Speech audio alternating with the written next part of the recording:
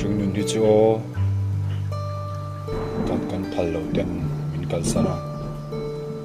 kan ngai te an kal fo fam ngai jun leng in ban sai re lo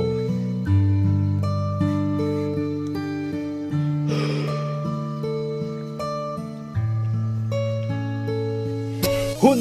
chu aliam man ni por bal thi second aliam ma min nil aliam dar ka ta le kumaral hun in aliam pui lo chen ni pon tho ni na nei le in ni ring kal ta de lo ki le se ka ti twin kan kal la aliam ta ta kam kwa a chuan kum kam liam du po lo ki do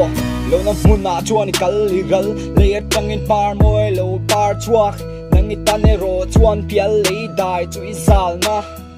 nang itane ro chuan pial lei dai chu izal na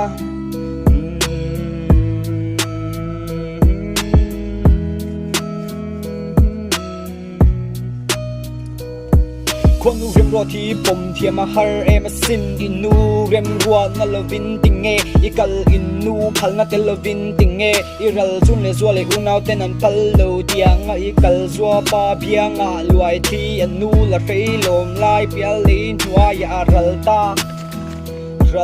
da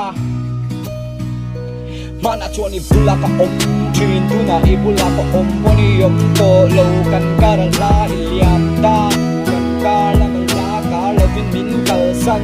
nang le kei kan kar sao to kang mo kong khar mo ya chuan in to kang o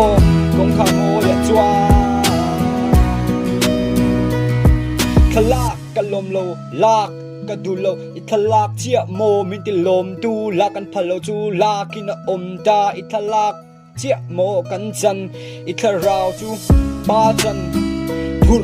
kan nei lo chung hier kan ni phur nau om lo itel lo chuan puar khom le thei ni la phur nau om ma na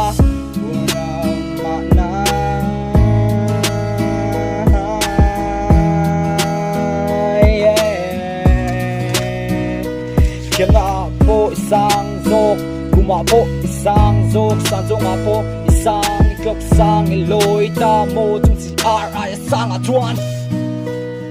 You born to be a legend, my brother who gave me happiness, gave me sadness. You say don't cry, but you make me cry. I can't believe what happened to us. No brother, talk to me, open your eyes and let's go for a ride. Ride around as my dreams gone. You gone, but you never gone. You always be in her heart. Child born with the legend spirit, the whole spirit take back a child born with the legends. Legends always around here, cause you are a legend.